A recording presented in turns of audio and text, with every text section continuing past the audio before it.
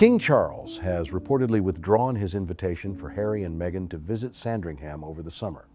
And according to sources familiar with the decision, the Australian tour was the breaking point, the final item in a long accumulation of provocations that made it impossible to proceed with an invitation that was already questionable before the tour began. This is, if the reporting is accurate, the most significant single institutional response to the Sussex operation since Harry and Meghan left the working royal family in 2020. And it matters enormously for understanding where things actually stand between Charles and his younger son. Let me be precise about what the invitation actually was, because the framing of it matters. This was not a formal, unconditional royal summons. Harry, as he has done before on multiple occasions, went to the media and briefed that he would entertain an invitation to Sandringham. Who likes to speak about anti-bullying as seen as a bully inside the palace? Absolutely he is. When he doesn't get what he wants, he stamps his foot like a child and not only does what he was going to do anyway, but then tries to emotionally blackmail his father with his own children, Archie and Lily.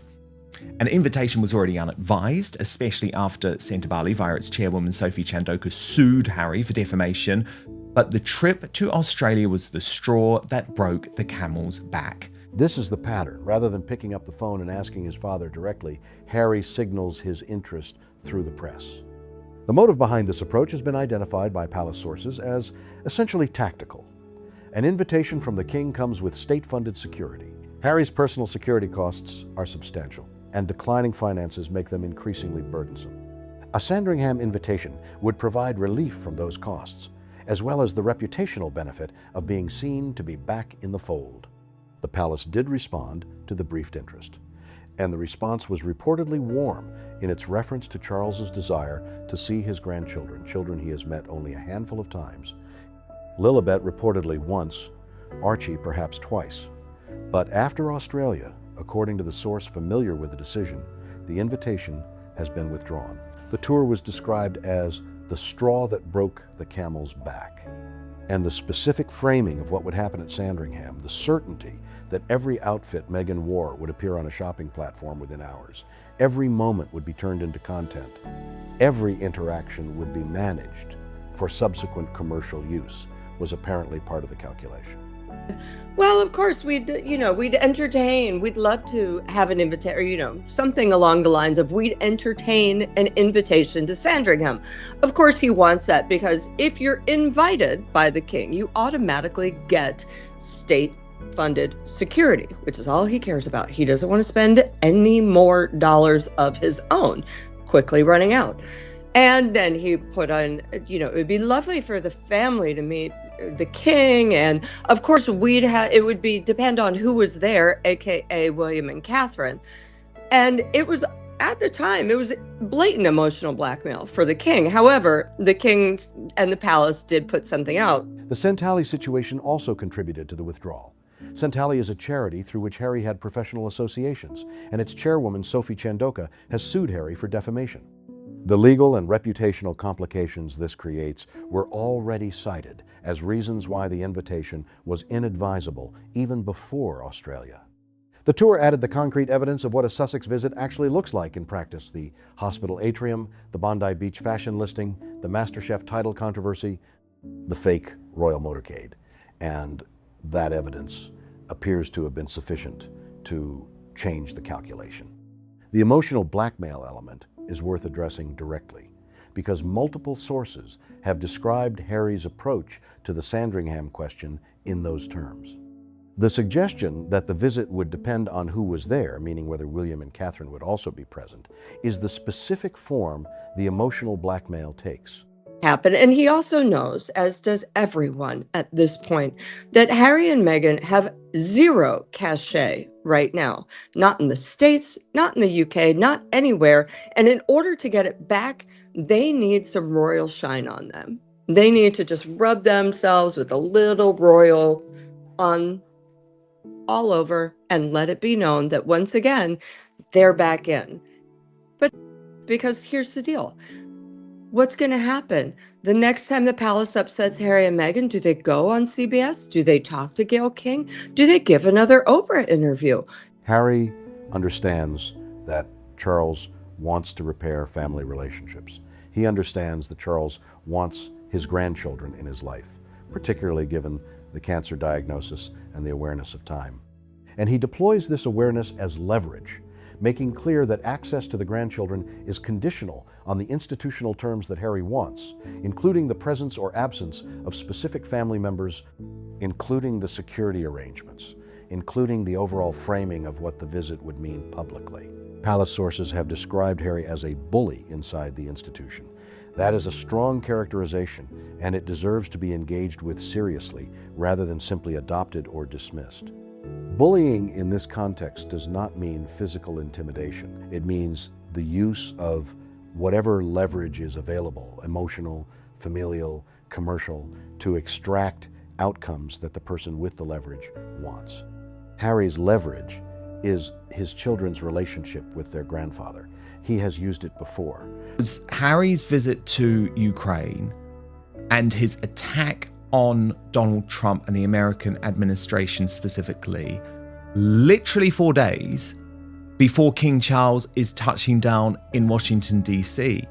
To me, that was the ultimate slight to his father. Proof, actually, Paula, that this dude is quite sick in the head when it comes to his dad, because in public, he'll quite happily say, like after the meeting last year, oh, I'm just so worried about him. I need to spend my time. Remember when he gave that awful BBC interview and basically said that he's worried that his father was going to die before a reconciliation? And the Sandringham invitation dynamic is another example of it. And the palace's response, withdrawing the invitation rather than allowing the leverage to work, is the correct institutional response, whatever the human cost of that decision for Charles personally. Now let's talk about the Ukraine dimension of this, because Harry's speech in Kyiv happened in the days immediately before Charles's state visit to Washington, and the relationship between those two events is not coincidental. Charles's visit to the United States is the most diplomatically sensitive engagement of his reign. It is happening at a moment when the relationship between Britain and America is under genuine strain, when Trump's approach to international alliances has created uncertainty among European partners, and when the personal relationship between Charles and Trump is being managed with extraordinary care by a team of experienced diplomats who understand exactly how fragile this moment is. big itinerary.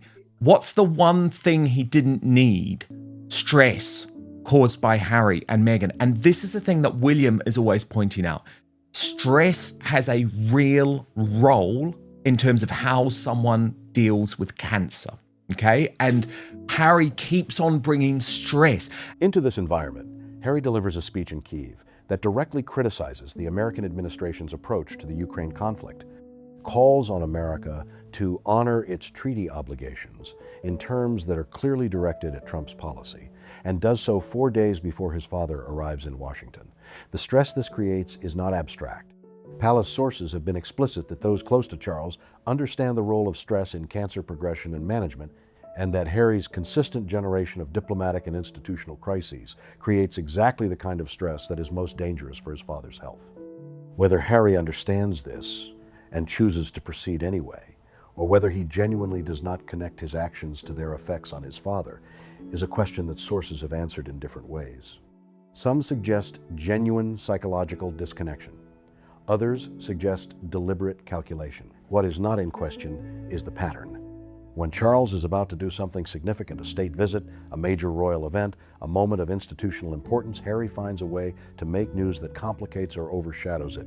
The Ukraine speech before Washington, the Australian hospital atrium controversy during the period when Charles's health was being managed carefully, the memoir, which appeared while Charles was still adjusting to the responsibilities of kingship.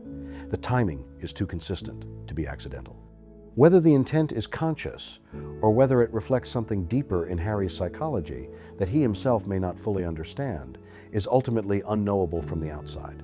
He just needs to be in the public eye. I think he's incredibly self-centered. And the one thing that the king and the palace have always said to him is stop talking to the press, because that's his way of doing it.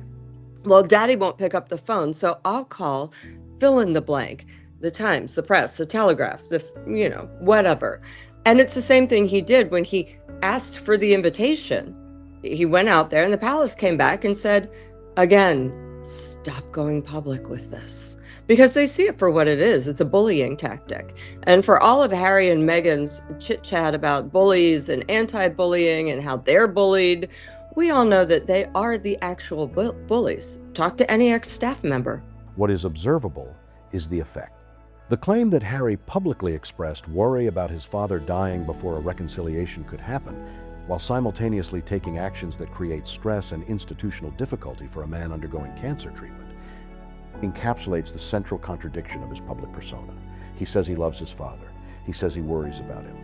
And then he gives speeches attacking American foreign policy days before Charles arrives in Washington and briefs the press about Sandringham invitations rather than calling his father directly. The gap between the stated feeling and the observed behavior is one of the most consistent features of the entire Sussex narrative. The Queen's concerns about being recorded, which Hugo Vickers has now confirmed in his new book, add another dimension to all of this. Vickers states that the Queen was worried that Harry and Meghan were wired during family gatherings and that conversations were being secretly recorded. This concern was reported by independent journalists years ago and was dismissed as conspiracy theory at the time. The fact that a respected royal biographer with close access to the late Queen has now confirmed it in a published work changes the status of those earlier reports significantly. What was called conspiracy theory in 2020 is now confirmed by a palace insider in 2025. And Tom actually reported that a lot of the former staff members had sort of, I guess, had their PTSD from working with Meghan sparked by that little moment. And they describe the fake Duchess as a workplace psychopath. Watch this.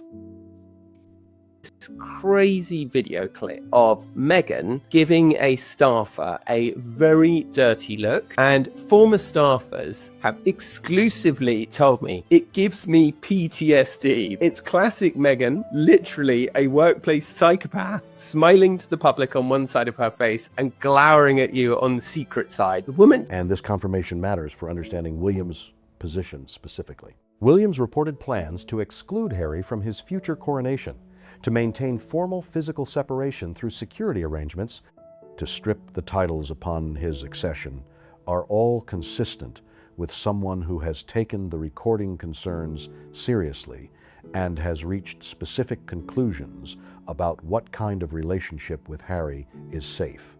If you believe that your brother has recorded private family conversations and used those recordings as material for commercial content, the rational response is to ensure that no further private family conversations occur.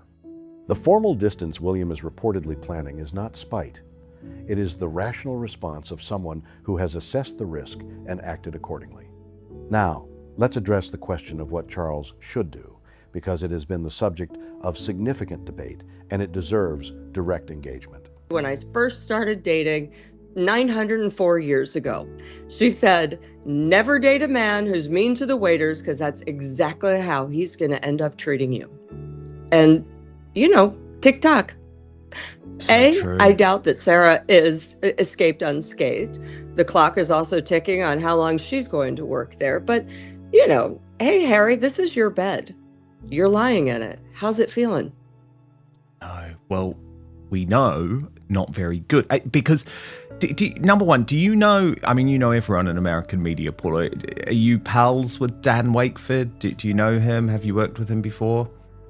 I do know Dan, yes. The argument for more decisive action stripping the titles, removing Harry from the line of succession, formally separating the Sussex institution from the crown, has been made by multiple observers from multiple perspectives. And the argument is essentially that every month that the current situation continues costs the institution more in reputational terms and provides Harry and Meghan with continued commercial benefit from the royal adjacency they are exploiting. The counter-argument, the one that Charles's approach embodies, is that decisive action creates new grievances, new content, new chapters in the Sussex victimhood narrative. If Charles strips the titles, Harry and Meghan have the clearest possible evidence of institutional persecution. If Harry is removed from the line of succession, the story becomes that story rather than whatever story Charles wanted the week to be about. The do-nothing position is a calculation that any action taken will be used against the institution, and that therefore absorbing the ongoing cost is preferable to generating the new cost of decisive action. The Denmark model is instructive here. Queen Margrethe of Denmark did exactly what multiple observers have suggested Charles should do. She stripped the royal titles from several grandchildren in a single decisive move, ripping the bandage off quickly and allowing the family to adjust without prolonged uncertainty. There was displeasure. These are not what the headlines tell you. The $100 million Netflix deal was never $100 million. The $20 million Spotify deal was not $20 million. Sources say that the inheritance that Princess Diana gave Harry is mostly gone. And their outgoings are huge, with security bills, multiple mortgages, and legal fees estimated at $38 million. The TV projects are not what the press releases say either. The scripted polo drama, sources say it won't see the light of day. The production model, industry insiders say their name now detracts from a project rather than selling it, which other sources dispute. There was a period of family difficulty, and then the family came back together, because family is ultimately stronger than the institutional question of who holds which title. The argument is that Charles could do something similar, act decisively, accept the short-term family cost, and allow the institution to move forward without the ongoing complication of the Sussex titles being commercially deployed in ways that embarrass the crown. Whether Charles has the appetite for that kind of decisive action, given his health, given his temperamental preference for patience and forbearance, and given the genuine love he appears to retain for Harry, is uncertain. The withdrawal of the Sandringham invitation is the most decisive single action attributed to him in this regard, and it represents a meaningful shift from the approach of rolling with the punches that has characterized his reign's handling of the Sussex situation to date. Whether it is the beginning of a more decisive trajectory or a one-off response to the specific provocation of the Australian tour is something that the coming months will answer. The access journalism question has emerged as its own significant thread in the Sussex media story this week. Impossible to reconcile, but then at the same time trying to say, oh, but they're still hot for each other. You know, they pulled that whole line out. Oh, they're still really hot for each other. So it was very interesting to me, but what do you make of it? Oh, honestly, Dan, you know what I make of it? I didn't find anything new or interesting about that article. You know, you and I, Tom Sykes, we've been writing all of this for the last year and a half. Yeah, that is true. And I also kind of resent it when people spend their career for money saying one thing that's blatantly not true. And now that they're independent, they're going to go say a bunch of things that are actually true and will get them clicks. So I say go with God. The pattern that multiple independent journalists have identified is one in which mainstream media outlets that have relationships with Sussex communications teams have published content favorable to Harry and Meghan, based on information provided to them by those teams, while reporting that contradicted the Sussex narrative was dismissed or ignored. And then, over time, as the Sussex narrative is proven increasingly difficult to sustain in the face of documented evidence, some of those same outlets have begun publishing reporting that is considerably less favorable, without any acknowledgement that the earlier reporting was shaped by the access relationship. This matters for how audiences should evaluate what they read about Harry and Meghan in the mainstream press. The positive profiles in People magazine and Town and Country and Vanity Fair are not independent journalism. They are the products of a relationship between those outlets and the Sunshine Sachs communications operation that represents the Sussexes. The information in those profiles is provided by people with an interest in how Harry and Meghan are presented, shaped for maximum reputational benefit, and published in exchange for ongoing access. This is not unusual in celebrity coverage. It is how much of the entertainment press operates. But it means that readers who have been relying on those profiles for an accurate picture of the Sussex situation have been working with a significantly filtered version of events. The independent journalists, the ones who have been reporting without the benefit of Sussex access and sometimes at the cost of being dismissed as conspiracy theorists or hostile actors, have, on the major factual questions, been closer to the truth. The recording concerns, the financial difficulties, the Netflix underperformance, the Spotify collapse. you might say. And all of a sudden, now that we've read the messages, people believe her and not him. And all of a sudden, she is prepared to start telling the truth a lot more. But so I don't know. So I'm torn on it, but I do hear what you're saying, because what I guess I wanted was a bit of an acknowledgement from Dan Wakeford that actually he had been pushing the propaganda at people and Us Weekly, and that maybe he had been doing that because he was under commercial pressure to do so, or whatever it was, whereas we didn't get that, did we? Which I understand. I understand you have a job and all this stuff, but, it grates because I have been writing these stories and they are very well sourced. The loss of major Hollywood representation, the divergence in what Harry and Meghan actually want from their lives. All of these things were reported by independent sources before they appeared in mainstream coverage, and all of them have been subsequently confirmed. The credibility gap between the access journalism and the independent reporting is one that readers are increasingly aware of, and it is part of why the mainstream media's ability to shape the Sussex narrative has declined. Charles is now in America. The state visit is underway. Whatever Harry's Ukraine speech did to the diplomatic environment, Charles and his team will manage it with the professionalism and the discipline that the institution brings to these situations. For example, I'll give you one this week. Hugo Vickers comes out in his book, and remember, he's a great guy, close confidant of late Queen Elizabeth II, finally comes out and says, oh yeah, the Queen was worried that Harry and Meghan were wired and that they were secretly recording the conversations and potentially trying to set them up. I mean, I reported that back in 2020, Paula, and at that point, people were calling me a conspiracy theorist, even though, number one, it was incredibly well sourced, the information that I had, which was from inside the royal family. I'd just broken the story of Megxit at that time. But also, we had the pictures. Like, there was actually pictorial evidence showing Harry and Meghan being wired up at these events. The king will be gracious, thoughtful, and diplomatically impeccable. He will not show what the intervention cost him or what the Australian tour cost him or what any of it costs him, because that is what the role requires. And because he made his pledge and he keeps it, the Sandringham invitation is withdrawn. The state visit is proceeding. And the gap between the king, who is in Washington managing one of the most difficult diplomatic moments of his reign while fighting cancer, and the son, who is in Ukraine giving AI-assisted speeches 4 days before his father's arrival, keeps telling the same story it has been telling for 5 years. One of them is serving, the other is not. The titles may go. The access will certainly be further restricted. The Australian tour has apparently changed the calculation in ways that earlier provocations did not. And Charles, who has been described by those close to him as someone who finds it almost physically painful to take decisive action against his own son, appears to have reached a place where the pain of not acting has become greater than the pain of acting. The Sandringham withdrawal is the first visible evidence of that shift. It will not be the last. Let me go deeper on the Sandringham withdrawal and what it actually represents institutionally, because I think it is being somewhat underestimated in the immediate coverage. The significance of Charles withdrawing this invitation is not primarily about the specific logistics of a summer visit. It is about what it signals regarding the evolution of Charles's approach to the Sussex situation. For 5 years, Charles's position has been characterized by what palace insiders describe as extraordinary forbearance, a willingness to absorb provocations, to keep doors open, to avoid formal institutional responses that might permanently close options for reconciliation.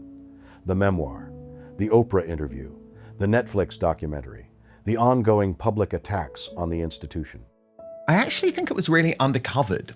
I was surprised, actually, that more was not made of this, because this was a king, in my view, Paula, who was hitting back at some of his critics, and I think I'm probably in that camp, and Tom Sykes is probably in that camp, saying that he should consider abdication because of what's going on with Andrew, and also because of what's going on with his health. You know, and you can see in this video message, which was pre-recorded in the library at Balmoral, just how much his health has suffered. But this was the king saying, hell no, hell no. I sign up to my mother's approach, which is absolutely no abdication. And weirdly, Paula, I Even though I disagree with him that it's maybe not the right path, I respect him. The diplomatic disruptions, all of it was absorbed. The doors remain technically open. The Sandringham withdrawal, as reported, is Charles saying that the doors are no longer open in the same way.